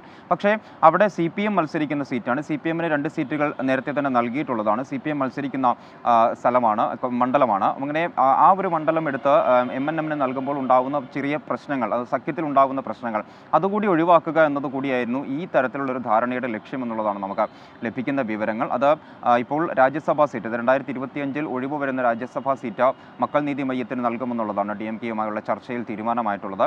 എന്തായാലും ഈ വരുന്ന തെരഞ്ഞെടുപ്പ് 2024 തെരഞ്ഞെടുപ്പിൽ താരപ്രചാരകനായി, അതായത് DMKയുടെ താരപ്രചാരകനായി തമിഴ്നാട്ടിലും അതുപോലെ തന്നെ പുതുച്ചേരിയിലും മണ്ഡലങ്ങളിലെല്ലാം എത്തുമെന്നുള്ളത് കമൽഹാസൻ പറയുന്നുണ്ട്. ഈ തെരഞ്ഞെടുപ്പിൽ മത്സരിക്കുന്നില്ല, പകരം DMKയ്ക്ക് വേണ്ടി, DMK സഖ്യത്തിൻ്റെ സ്ഥാനാർത്ഥികൾക്ക് വേണ്ടി എല്ലാ അർത്ഥത്തിലുള്ള പ്രവർത്തനങ്ങളും, സജീവമായ പ്രവർത്തനം മക്കൾ നീതി മയ്യത്തിൻ്റെ ഭാഗത്തു നിന്ന് ഉണ്ടാകുമെന്നും അദ്ദേഹം പറയുന്നു. എല്ലാ മണ്ഡലങ്ങളിലും താരപ്രചാരകനായി എത്തും എന്നുള്ളതും പറയുന്നു. എന്തായാലും DMK സഖ്യം നമുക്കറിയാം, കഴിഞ്ഞ 2 തെരഞ്ഞെടുപ്പുകൾ 2019 2021 തെരഞ്ഞെടുപ്പിലാണെങ്കിലും ഒക്കെ മക്കൾ നീതി മയ്യം തനിച്ചാണ് തമിഴ്നാട്ടിൽ മത്സരിച്ചത്. പക്ഷേ ഇത്തവണ എന്തായാലും ഒരു സഖ്യത്തിൻ്റെ ഭാഗമാകുന്നു, DMKയുടെ സഖ്യത്തിൻ്റെ ഭാഗമാകുന്നു. അതുവഴി ഇന്ത്യ സഖ്യത്തിൻ്റെ ഭാഗമാകുന്നു മക്കൾ നീതി മയ്യം എന്നുള്ളതാണ് ഏറ്റവും പ്രധാനപ്പെട്ട ഒരു കാര്യം. അനുജ, സർവകലാശാല കലോത്സവത്തിനിടെ വിദ്യാർത്ഥികളുടെ പ്രതിഷേധം. മാർഗം കളി മത്സരം മാറ്റിവെച്ചതിലാണ് പ്രതിഷേധം. പ്രധാന വേദിയിൽ കയറിയാണ് പ്രതിഷേധം. കോഴ ആരോപണത്തിന് പിന്നാലെ നിർത്തിവെച്ച കലോത്സവം ഉച്ചയോടെയാണ് പുനരാരംഭിച്ചത്. ഹരികൃഷ്ണൻ വിശദാംശങ്ങളുമായി. ഹരികൃഷ്ണൻ, ഇപ്പോൾ സർവത്ര കുഴപ്പങ്ങളാണോ കേരള സർവകലാശാല കലോത്സവത്തിൽ? ഏറ്റവും വലിയൊരു ആരോപണമാണ് കോഴ ആരോപണം. അതിൽ വിധികർത്താക്കൾ അറസ്റ്റിലായ സംഭവം നമ്മൾ കണ്ടു. ഇപ്പോൾ വിദ്യാർത്ഥികളുടെ പ്രതിഷേധം എന്തിനാണ്?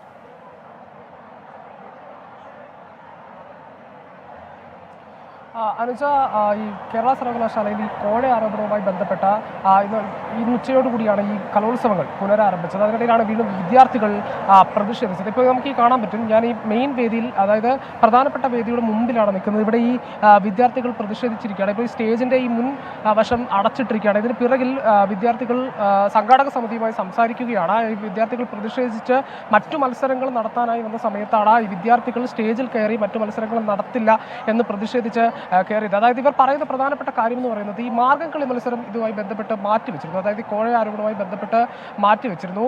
ഇന്നലെ രാത്രിയാണ് ഈ മാർഗം കളി മത്സരം നടന്നത്. ഈ മാർഗം കളി മത്സരത്തിൽ ഒരു കോളേജിന് ഈ കോഴ വാങ്ങി വിധികർത്താക്കൾ 3 വിധികർത്താക്കൾ വിധി നിർണ്ണയിച്ചു എന്നുള്ളതാണ് പ്രധാനപ്പെട്ട ഒരു ആരോപണം. ഈ സംഭവവുമായി ബന്ധപ്പെട്ട് രാവിലെ ഒരു സംഘർഷാവസ്ഥ ഈ സർവകലാശാല യൂണിയൻ കലോത്സവം നടക്കുന്ന വേദികളിൽ ഉണ്ടായിരുന്നു. അതിനുശേഷമാണ് ഈ പോലീസ് അടക്കമുള്ളവർ ഈ സംഘാടക സമിതിയുടെ പരാതിയിൽ, അതായത് ഈ യൂണിവേഴ്സിറ്റി യൂണിയൻ ചെയർമാന്റെ പരാതിയിൽ ഇവരെ 3 പേരെയും കസ്റ്റഡിയിലെടുക്കുകയും പിന്നീട് അറസ്റ്റ് രേഖപ്പെടുത്തുകയും ചെയ്തു. അതിനുശേഷമാണ് ഇത്തരത്തിലൊരു നാടകീയ സംഭവം ഉണ്ടാകുന്നത്. അതായത് ഇവർ പറയുന്ന പ്രധാനപ്പെട്ട കാര്യം എന്ന് പറയുന്നത് ഈ മാർഗംകളി മത്സരം ഈ സംഘാടക സമിതി മാറ്റിവെച്ചിരുന്നു. അതായത് അടുത്ത ദിവസത്തേക്ക് മാറ്റിവെച്ചിരുന്നു. ഇന്ന് ഷെഡ്യൂൾ ചെയ്ത മറ്റു മത്സരങ്ങളാണ് ഇപ്പോൾ നടക്കേണ്ടത്. പക്ഷേ അത് നടത്താൻ അനുവദിക്കുന്നില്ല.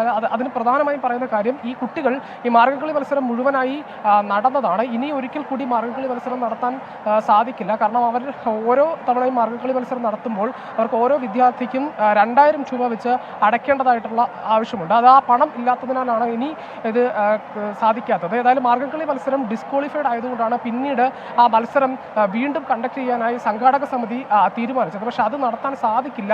നേരത്തെയുള്ള റിസൾട്ട് നടത്തണമെന്നുള്ള അതാണ് വിദ്യാർത്ഥികളുടെ പ്രധാനപ്പെട്ട ആവശ്യം. അതുമായി ബന്ധപ്പെട്ടാണ് ഈ വിദ്യാർത്ഥികൾ ഇതിൻ്റെ ഈ സർവകലാശാല യൂണിയൻ കലോത്സവം നടക്കുന്ന പ്രധാന വേദിയിൽ കയറി പ്രതിഷേധിക്കുന്നത്. ഇവർ സംഘാടക സമിതിയുമായി സംസാരിക്കുകയാണ്. സംഘാടക സമിതിയുടെ പ്രധാനപ്പെട്ട വാദം എന്ന് പറയുന്നത് ഇത് മാറ്റിവെച്ചിരിക്കുന്നത് മറ്റെല്ലാ വിദ്യാർത്ഥികൾക്കും വേണ്ടിയിട്ടാണ്, സുഗമ സുഗമമായി ഈ കലോത്സവം നടത്തിക്കുന്നതിന് വേണ്ടിയിട്ടാണ്. അതിന് ഒരുപറ്റം വിദ്യാർത്ഥികൾ ആസൂത്രിതമായി ഇത് നടത്തില്ല എന്ന വാശിയോടുകൂടിയാണ് ഇങ്ങനെ പ്രതിഷേധിക്കുന്നത്. ഇതിൽ കാര്യമില്ല.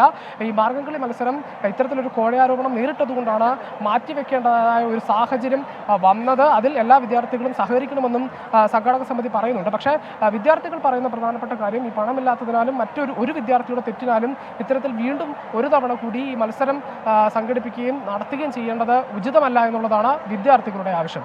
അതാണിപ്പോൾ കേരള സർവകലാശാല യുവജനോത്സവത്തിൽ സംഭവിക്കുന്നത്. നിലവിൽ മാർഗം കളി നിർത്തിവെച്ചതിലുള്ള വിദ്യാർത്ഥികളുടെ പ്രതിഷേധം തുടരുന്നു. തിരികെ ഇന്ന് സംഭവിച്ചതിലേക്ക്. ഇരട്ടക്കൊല സംശയിക്കുന്ന കട്ടപ്പനയിൽ ഒരു കൊലപാതകം സ്ഥിരീകരിച്ച് പോലീസ്. വിഷ്ണുവിന്റെ പിതാവ് വിജയനെ കൊലപ്പെടുത്തിയെന്ന് നിതീഷ് പോലീസിന് മൊഴി നൽകി. നിതീഷിന്റെ അറസ്റ്റ് ഉടൻ രേഖപ്പെടുത്തും. കാഞ്ചിയാറിലെ വീട്ടിൽ ഇന്ന് തറ പൊളിച്ച് പരിശോധന നടത്തും. രാഹുൽ വിജയൻ വിവരങ്ങളുമായി. രാഹുൽ, ഒരു കൊലപാതകത്തിൽ ഇയാൾ കുറ്റസമ്മത മൊഴി നൽകി എന്നതാണോ? എന്തൊക്കെ കാര്യങ്ങൾ പോലീസ് നമ്മളെ അറിയിക്കുന്നുണ്ട്? അനുജ, കട്ടപ്പന കൊലപാതകത്തിലെ ചുരുളഴിയുന്നു എന്നുള്ളതാണ് ഏറ്റവും പ്രധാനപ്പെട്ട കാര്യം. മോഷണക്കേസുമായി ബന്ധപ്പെട്ട് റിമാൻഡിലായിരുന്ന നിതീഷിനെ ഇന്ന് പോലീസ് കസ്റ്റഡിയിൽ വാങ്ങിയിരുന്നു. ഈ മോഷണക്കേസുമായി ബന്ധപ്പെട്ട അന്വേഷണത്തിനിടയിൽ ചില പ്രത്യേക കാര്യങ്ങൾ കണ്ടെത്തുകയും അതിന്റെ പശ്ചാത്തലത്തിലാണ് കസ്റ്റഡി ആവശ്യമെന്നാണ് പോലീസ് കോടതിയെ അറിയിച്ചിരുന്നത്. ഒരു ദിവസത്തെ കസ്റ്റഡി അനുവദിക്കുകയും ചെയ്തു.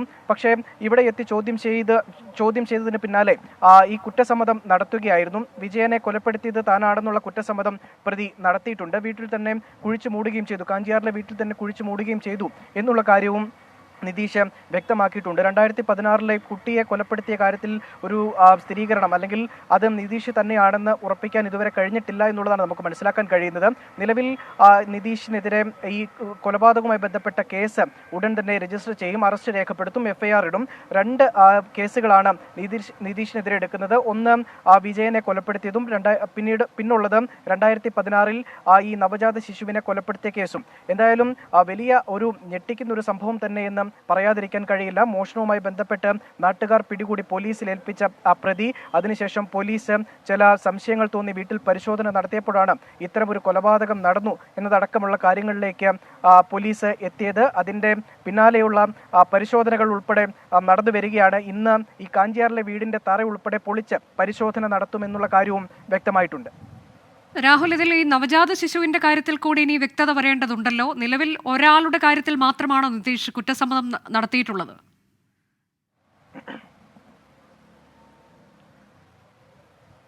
ഈ വിജയനെ കൊലപ്പെടുത്തി എന്നുള്ള കാര്യമാണ് നിലവിൽ നിതീഷ് സമ്മതിച്ചിട്ടുള്ളത്. പക്ഷേ 2016 ഈ നവജാത ശിശു കൊല്ലപ്പെട്ടു എന്നുള്ള കാര്യം അത് ഉറപ്പാണ്. അത് നിതീഷ് ആണോ അല്ലയോ എന്നുള്ള കാര്യത്തിലാണ് ഒരു സംശയമുള്ളത്. മൊത്തത്തിൽ ഒരു ദുരൂഹമായിട്ടുള്ള ഒരു കഥയാണ് ഈ കേസിന് പിന്നിലുള്ളത് എന്ന് പറയാതിരിക്കാൻ കഴിയില്ല. 2016 ഈ നവജാത ശിശുവിന്റെ മരണവുമായി ബന്ധപ്പെട്ട് നിതീഷ് പോലീസിനോടും അതുപോലെ തന്നെ അവരുടെ വക്കീലിനോടും ഉൾപ്പെടെ പറഞ്ഞിരിക്കുന്നത് അന്ന് ഇങ്ങനൊരു പൂജ നടന്നിരുന്നു. താനാഭിചാര ക്രിയകൾ ചെയ്തിരുന്ന ആളാണ്. പൂജകൾ ഉൾപ്പെടെ നടത്തിയിരുന്നു. അതിന്റെ ഭാഗമായിട്ട് കുട്ടിയെ വെച്ച് പൂജ നടത്തി. പിന്നീട് ഈ കുട്ടിയെ ഈ മരിച്ചുപോയ വിജയന്റെ കൈവശം കൊടുത്തു എന്നാണ് പറയുന്നത്. പിന്നീട് എന്ത് സംഭവിച്ചു എന്നറിയില്ല എന്നുള്ളതാണ് പറയുന്നത്. പക്ഷേ കൊലപാതകം നടന്നിട്ടുണ്ട്, മരണം നടന്നിട്ടുണ്ട്, ആ കുട്ടിയെയും കുഴിച്ചിട്ടിട്ടുണ്ട് എന്നുള്ള കാര്യത്തിൽ യാതൊരു സംശയവുമില്ല എന്നുള്ളത് ഉറപ്പാണ്. അത് നിതീഷ് തന്നെയാണോ ചെയ്തത് എന്നുള്ള കാര്യമാണ് ഇനി അറിയേണ്ടത്. പോലീസ് അത് സംബന്ധിച്ച് വിശദമായിട്ടുള്ള ചോദ്യം ചെയ്യലിലേക്ക് കടന്നിരിക്കുകയാണ്. ഇടുക്കി SP നേതൃത്വത്തിലുള്ള പോലീസ് സംഘമാണ് ഈ ചോദ്യം ചെയ്യൽ നടത്തുന്നത്. എല്ലാ കാര്യങ്ങളും കൃത്യമായി നിതീഷ് പറയുന്നുണ്ട് എന്നും നമുക്ക് മനസ്സിലാക്കുന്നുണ്ട്. ഇത് കോടതിയിൽ ചില നാടകീയ രംഗങ്ങളും ഉണ്ടായിരുന്നു. ഈ കസ്റ്റഡി അപേക്ഷ പരിഗണിച്ച സമയത്ത് ഒരു ദിവസത്തെ കസ്റ്റഡിയിലേക്ക് വിട്ടു എന്ന് കോടതി ഉത്തരവിടുകയും പിന്നാലെ ഈ കോടതി മുറിക്കുള്ളിൽ നിതീഷ് തളർന്നു വീഴുന്ന ഒരു സാഹചര്യം പോലും ഉണ്ടായിരുന്നു. അത് ഒരുപക്ഷെ ഈ മറ്റേതെങ്കിലും തരത്തിലൊരു തെറ്റിദ്ധാരണ ഉണ്ടാക്കി ഈ കസ്റ്റഡി ഒഴിവാക്കാൻ വേണ്ടിയുള്ള ഒരു തന്ത്രമാണോ എന്നതടക്കമുള്ള കാര്യങ്ങൾ പോലീസ് ഉൾപ്പെടെ സംശയിക്കുകയും ചെയ്യുന്നുണ്ട്. എന്തായാലും ഒരു തന്ത്രപരമായിട്ട് ഈ കേസിനെ മാറ്റിവിടാനുള്ള ശ്രമം പല സമയത്തും ഈ നിതീഷിന്റെ ഭാഗത്തു നിന്നുണ്ടായി എന്നുള്ളത് മനസ്സിലാവുകയും ചെയ്യുന്നുണ്ട്. എന്തായാലും ഇതിൽ വിശദമായിട്ടുള്ള പരിശോധന ഇനിയും നടത്തണം. ഈ വിജയന്റെ മൃതദേഹം കണ്ടെത്തിയാൽ മാത്രമേ ഇതിലൊരു പൂർണ്ണമായിട്ടുള്ള ഒരു സ്ഥിരീകരണം വരികയുള്ളൂ. അതുകൊണ്ട് ഇന്ന് തന്നെ ഈ വീട്ടിൽ, കഞ്ചിയാറ്റിലെ ഈ വീട്ടിൽ തറ പൊളിച്ചുകൊണ്ടുള്ള പരിശോധന ഉണ്ടാകും എന്നുള്ളതാണ് നമുക്ക് മനസ്സിലാക്കാൻ കഴിയുന്നത്. അതിനുവേണ്ടിയുള്ള തയ്യാറെടുപ്പുകൾ പോലീസ് തുടങ്ങി കഴിഞ്ഞിട്ടുമുണ്ട്. ഇതിലിപ്പോൾ 2 കേസുകളാണോ നിലവിൽ ഇയാൾക്കെതിരെ പോലീസ് രജിസ്റ്റർ ചെയ്തത്? വൃദ്ധനെയും നവജാത ശിശുവിനെയും കൊലപ്പെടുത്തി എന്ന 2 കേസുകൾ. വൃദ്ധനെയും നവജാത ശിശുവിനെയും കൊലപ്പെടുത്തിയ 2 കേസുകളിലും പ്രതിയാണ് നിതീഷ് എന്ന കാര്യത്തിൽ വ്യക്തത വന്നിട്ടുണ്ട്. അതിൽ ഈ വയോധികന്റെ കൊലപാതകത്തിലാണ് അത് നേരിട്ട് നിതീഷ് തന്നെയാണ് നടത്തിയത് എന്നുള്ളൊരു ഉറപ്പിലേക്ക് പോവുകയും ചെയ്തിട്ടുള്ളത്. മറ്റേത് സംശയമായി തന്നെ നിൽക്കുകയാണ്. എന്തായാലും അത് ഇനിയുള്ള ഈ കാഞ്ചിയാറിലെ വീട് തറ പൊളിച്ച് പരിശോധന നടത്തി അവിടെ നിന്ന് സംശയത്തെ കൂടുതൽ സാധൂകരിക്കുന്ന തെളിവുകൾ എന്തെങ്കിലും കിട്ടിയെങ്കിൽ മാത്രമേ മറ്റു നടപടികളിലേക്ക് പോകാൻ നിലവിൽ എന്തായാലും പോലീസ് തീരുമാനിച്ചിട്ടുള്ളൂ എന്നുള്ളതാണ് നമുക്ക് മനസ്സിലാക്കാൻ കഴിയുന്നത്. എന്തായാലും 2 കേസുകൾ രജിസ്റ്റർ ചെയ്തിട്ടുണ്ട്, 2 കൊലപാതകങ്ങൾ രജിസ്റ്റർ ചെയ്തിട്ടുണ്ട്. ഇതിൽ മറ്റു തരത്തിൽ ഈ വീട്ടിലുണ്ടായിരുന്ന 2 സ്ത്രീകളിൽ ഒരാൾക്ക് ഈ കൊലപാതകങ്ങൾ ഉൾപ്പെടെയുള്ള കാര്യങ്ങളിൽ പങ്കുണ്ട് എന്നതടക്കമുള്ള സൂചനകളൊക്കെ വരുന്നുണ്ട്. അതിൽ ഇനിയും വ്യക്തത വരേണ്ടതുണ്ട്. അതുകൊണ്ട് കൂടുതൽ അന്വേഷണത്തിലേക്ക് അല്ലെങ്കിൽ കൂടുതൽ ചോദ്യം ചെയ്യലുകളിലേക്ക് പോയെങ്കിൽ മാത്രമേ അതിലൊക്കെ കൂടുതൽ വ്യക്തത വരൂ എന്നുള്ളതാണ്. ഇരട്ടക്കൊല സംശയിക്കുന്ന കട്ടപ്പനയിലാണ് ഒരു കൊലപാതകം നടന്നു എന്ന് സ്ഥിരീകരിച്ചിരിക്കുന്നത് പോലീസ്. വിഷ്ണുവിന്റെ പിതാവ് വിജയനെ കൊലപ്പെടുത്തിയെന്ന് നിതീഷ് പോലീസിന് മൊഴി നൽകി. 2 കേസുകൾ പോലീസ് രജിസ്റ്റർ ചെയ്തിട്ടുണ്ട് നവജാത ശിശുവിന്റെ കാര്യത്തിലും ഒപ്പം തന്നെ വൃദ്ധന്റെ കൊലപാതകത്തിലും. ഒരു കൊലപാതകം നടത്തി എന്നുള്ളത് മാത്രമാണ് നിലവിൽ നിതീഷ് സ്ഥിരീകരിച്ചത്. മറ്റൊരു വാർത്ത UAE-യിൽ നിന്ന് വന്നത്. കനത്ത മഴയാണ് UAE-യിൽ. താഴ്ന്ന പ്രദേശങ്ങളിൽ വെള്ളം കയറി. അലൈനിൽ ആലിപ്പഴ വർഷത്തിൽ നിരവധി വാഹനങ്ങളുടെ ചില്ലുകൾ തകർന്നു. അടിയന്തര സാഹചര്യം നേരിടാനുള്ള എല്ലാ നടപടികളും സ്വീകരിച്ചിട്ടുണ്ടെന്നും ആശങ്ക വേണ്ടെന്നും അധികൃതർ വ്യക്തമാക്കി. ഇന്നലെ ഉച്ചയോടെ തുടങ്ങിയ മഴയാണ് അതിശക്തമായി തുടരുന്നത്. ദുബായ്, ഷാർജ എന്നിവിടങ്ങളിൽ റോഡുകൾ വെള്ളത്തിൽ മുങ്ങി. ഷാർജയിൽ ഗതാഗത കുരുക്ക് രൂക്ഷമാണ്. വെള്ളക്കെട്ട് നീക്കാൻ പലയിടത്തും പോലീസും നാട്ടുകാരും ഉൾപ്പെടെ രംഗത്തെത്തിയിട്ടുണ്ട്. റാസൽ ഖൈമയിൽ റോഡ് തകർന്നു. ദുബായ് എയർപോർട്ടിന്റെ പ്രവർത്തനത്തെയും മഴ ബാധിച്ചു. 13 വിമാനങ്ങൾ സമീപത്തെ വിമാനത്താവളങ്ങളിലേക്ക് വഴിതിരിച്ചു വിട്ടതായി എയർപോർട്ട് അധികൃതർ അറിയിച്ചു. ദുബായ്, അബുദാബി, ഷാർജ എന്നിവിടങ്ങളിൽ ഒരു അറിയിപ്പുണ്ടാകുന്നതുവരെ പാർക്കുകളെല്ലാം അടച്ചിട്ടിരിക്കുകയാണ്. ദുബായ് ഗ്ലോബൽ വില്ലേജും ഇനി ഒരു അറിയിപ്പുണ്ടാകുന്നതുവരെ അടച്ചിടും. അബുദാബിയിലെ BAPS ഹിന്ദു മന്ദിറിൽ സന്ദർശനത്തിന് ഇന്ന് നിയന്ത്രണം ഏർപ്പെടുത്തിയിട്ടുണ്ട്. അലൈനിൽ എല്ലാ ടണലുകളും അടച്ചു. ഇതുവഴിയുള്ള ഗതാഗതം പൂർണ്ണമായി വഴിതിരിച്ചുവിട്ടു. പൊതുജനങ്ങൾ കഴിയുന്നതും വീടുകളിൽ തന്നെ കഴിയണമെന്നും സ്വകാര്യ ജീവനക്കാരെ വീട്ടിലിരുന്ന് ജോലി ചെയ്യാൻ അനുവദിക്കണമെന്ന് സ്ഥാപനങ്ങളോടും UAE തൊഴിൽ മന്ത്രാലയം നിർദ്ദേശിച്ചിരുന്നു. വാഹനയാത്രക്കാർ പരമാവധി ജാഗ്രത പുലർത്തണമെന്ന് അധികൃതർ നിർദ്ദേശം നൽകിയിട്ടുണ്ട്. നാളെ വരെ രാജ്യത്ത് ശക്തമായ മഴ തുടരുമെന്നാണ് മുന്നറിയിപ്പ്. 24 ദുബായ്. ഇന്ന് സംഭവിച്ച ഏറ്റവും പ്രധാനപ്പെട്ട വാർത്തകളുടെ വിശദാംശങ്ങളാണ് പ്രേക്ഷകർ കണ്ടത്. ഇനി ഇപ്പോൾ കിട്ടിയത് കാണാം. ഗൂഗിൾ ടിവിക്കൊപ്പം.